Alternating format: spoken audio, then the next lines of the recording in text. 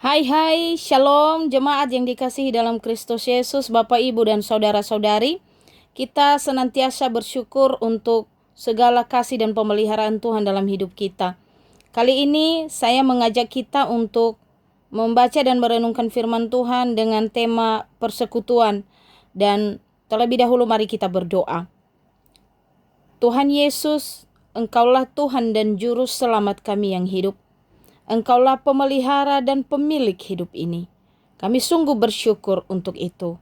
Dan saat ini Tuhan, kami belajar kembali tentang kebenaran firman-Mu, tentang sabda-Mu yang indah.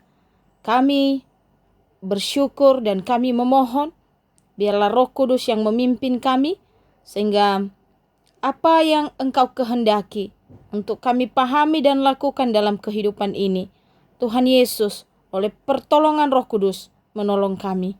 Dalam nama Yesus kami telah berdoa dan mengucap syukur. Amin. Mari kita membaca Mazmur 133 ayat 1 sampai 3.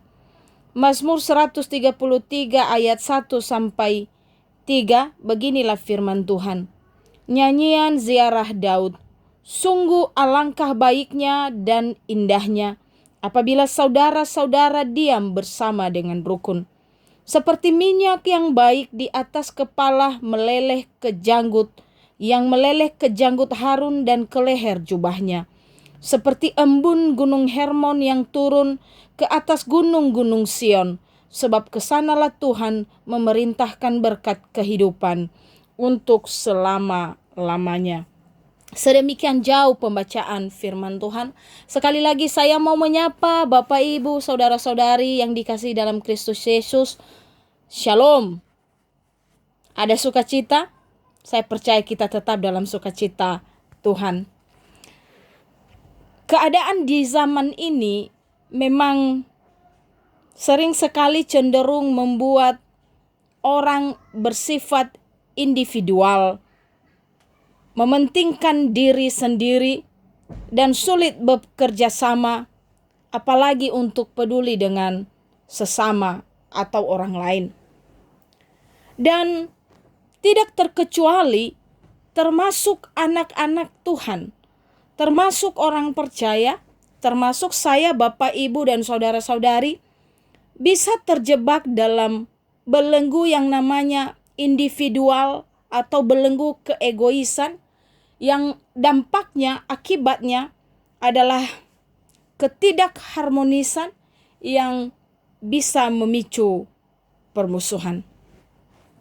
Divide et impera adalah politik pecah belah dan jajah yang merupakan strategi zaman dahulu bangsa lain menguasai negara kita. Ditambah kurangnya pendidikan dan juga peralatan-peralatan canggih di kala itu. Dan ternyata para pahlawan kita bisa mengalahkan, bisa menghadapi, dan bisa melawan strategi itu dengan strategi yang jauh lebih kuat, yaitu persatuan atau kerukunan. Itu jugalah yang sedang disampaikan, yang kita pelajari dan menjadi bahan perenungan kita dalam firman Tuhan yang baru saja kita baca. Apa yang disampaikan oleh Daud dalam mazmurnya, dalam nyanyiannya, adalah bentuk rasa atau ucapan syukur yang dinaikkan oleh Daud sendiri kepada Tuhan atas segala berkat-berkat Tuhan yang ia terima, termasuk janji-janji Tuhan atas keturunannya.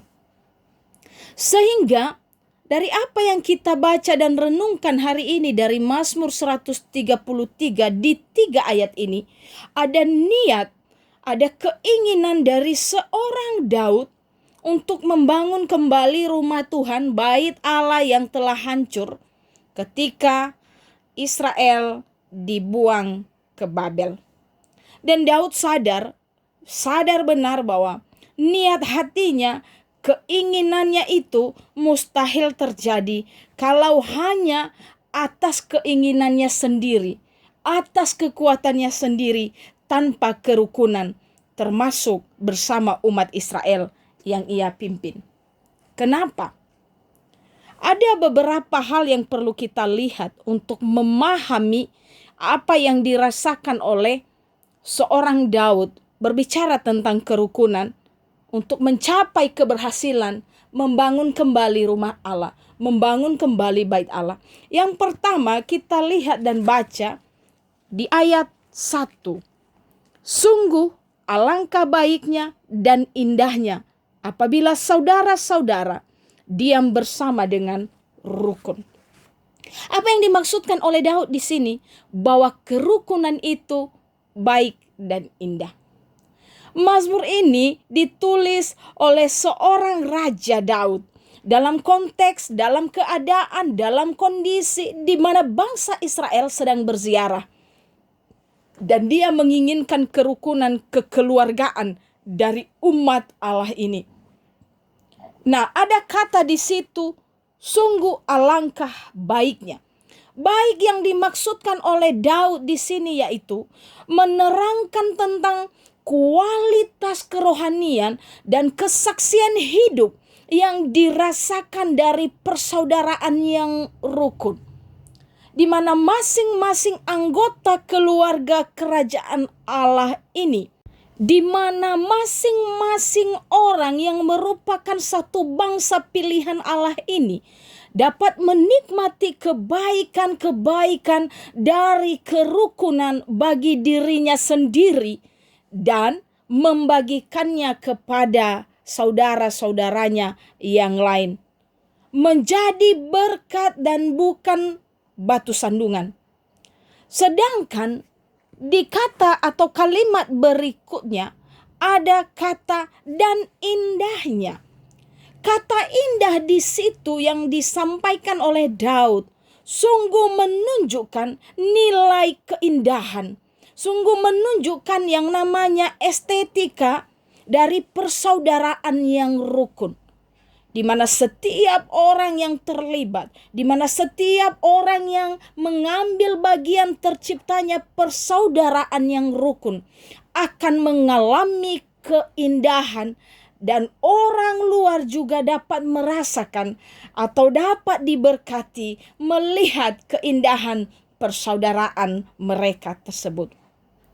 Begitu pula bahwa ada doa dan harapan kita. Masing-masing kita sebagai anggota, baik mulai dari lingkup terkecil dalam kehidupan kita di dunia ini, anggota keluarga, atau ketika kita berada di lingkungan-lingkungan bergereja, atau dimanapun kita berada dalam persekutuan-persekutuan, bahwa kita hadir sebagai orang percaya dalam persaudaraan yang rukun di dalam Tuhan adalah kekuatan kita, sehingga kita jadi saudara satu dengan yang lain, sehingga kita saling mengasihi satu dengan yang lain, sehingga kita bisa menerima satu dengan yang lain apa adanya, mendoakan, menguatkan, bahkan mengampuni, sama seperti Yesus Kristus yang telah menjadi teladan dalam kehidupan kita. Lalu yang kedua yang menjadi alasan yang disampaikan oleh seorang Daud tentang pentingnya kerukunan ada di ayat 2 dan 3. Apa yang dikatakan di situ? Seperti minyak yang baik di atas kepala meleleh ke janggut, yang meleleh ke janggut Harun dan ke leher jubahnya. Seperti embun gunung Hermon yang turun ke atas gunung-gunung Sion. Sebab kesanalah Tuhan memerintahkan berkat kehidupan untuk selama-lamanya. Apa yang dimaksudkan di ayat 2 dan 3 ini? Persaudaraan yang rukun atau kerukunan itu adalah kunci berkat. Aliran berkat-berkat Tuhan itu katanya seperti minyak dan embun. Yang pertama kita mau lihat di sini minyak. Minyak adalah tanda penghormatan dipakai untuk meminyaki kepala atau meminyaki kaki para tamu dan juga dipakai untuk mengurapi imam pada waktu itu di Israel. Lalu kebiasaan memanjangkan janggut lalu merawatnya di Israel juga adalah tanda ketampanan, kekuatan, dan kejantanan. Berkaitan dengan itu, kita baca 2 Samuel pasal 10 ayat 4 dan 5. 2 Samuel pasal 10 ayat 4 dan 5. Lalu Hanun menyuruh menangkap pegawai-pegawai Daud itu, disuruhnya mencukur setengah dari janggut mereka dan memotong pakaian mereka pada bagian tengah sampai pantat mereka. Kemudian dilepasnya mereka. Hal ini diberitahukan kepada Daud, lalu disuruhnya orang menemui mereka, sebab orang-orang itu sangat dipermalukan.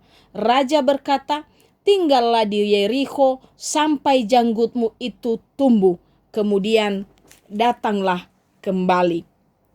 Maka untuk merawatnya, untuk merawat janggut ini dengan baik, harus memakai minyak yang wangi, harus disisir benar-benar dengan rapi. Saking sangat baiknya perawatan dan pemeliharaan janggut mereka tersebut, maka ketika Imam Harun diurapi, minyak yang dari kepala Imam Harun itu mengalir ke janggut sampai ke ujung jubah. Harum dan penuh kemuliaan. Apa artinya? Bahwa minyak adalah lambang berkat. Orang yang hidup rukun diurapi penuh oleh berkat dan kuasa Tuhan. Lalu yang kedua yang mau kita lihat dalam poin ini adalah embun. Embun Gunung Hermon adalah kiasan untuk embun yang berlimpah pada musim panas yang memungkinkan pohon dan ladang berbuah dengan baik. Apa yang kita lihat bahwa Gunung Hermon adalah gunung yang tertinggi yang dimiliki oleh bangsa Israel dan bangsa Amor. Gunung es ketika cair mengalir menjadi sungai Yordan, mengairi tanah kering dan tandus sehingga tanaman dapat tumbuh dengan subur. Nah, Bapak Ibu, begitu pula kerukunan seperti Gunung Hermon mengalir menjadi berkat dalam keluarga, mengalir menjadi berkat dalam persekutuan, dan mengalir menjadi berkat dimanapun berada.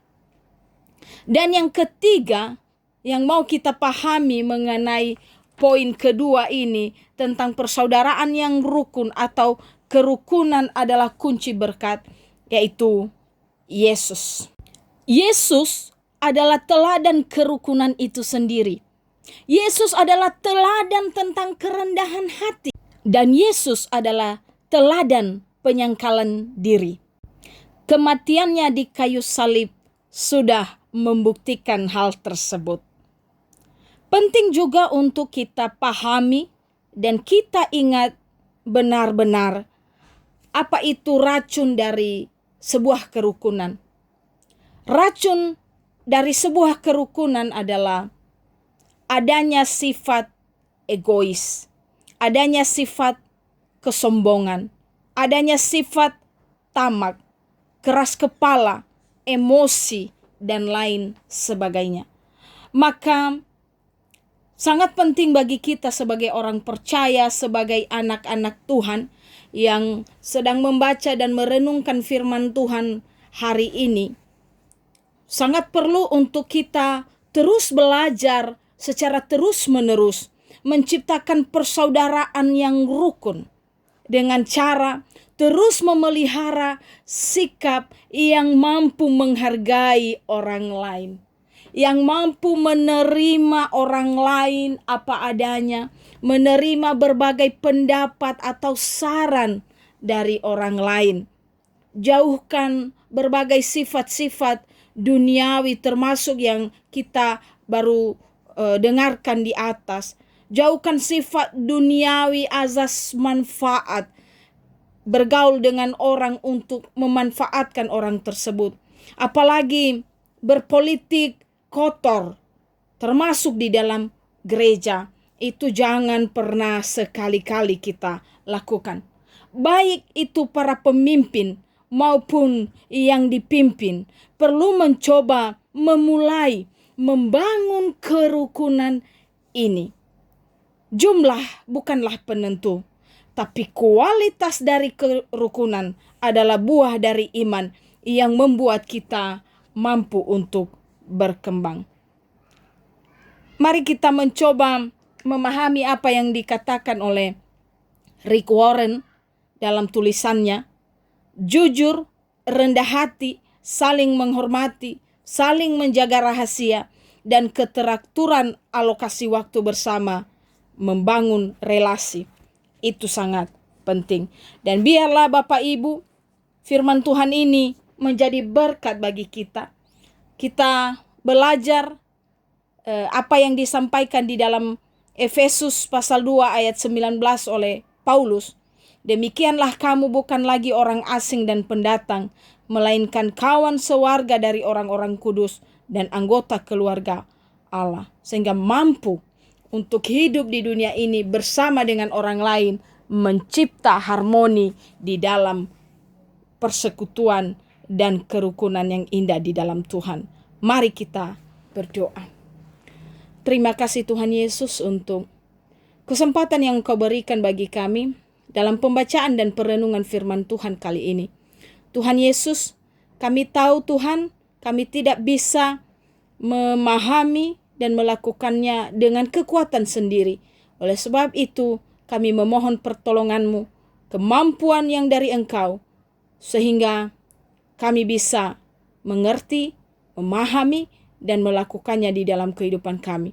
Dimanapun kami berada, mulai dari kehidupan keluarga kami, persekutuan dalam gereja, bahkan di tengah-tengah lingkungan bermasyarakat. Jadikan kami Tuhan sebagai alat kebenaran-Mu, dan jadikan kami berkat bagi semua orang untuk kemuliaan-Mu. Dalam nama Yesus kami telah berdoa dan mengucap syukur. Amin. Shalom Yahobu.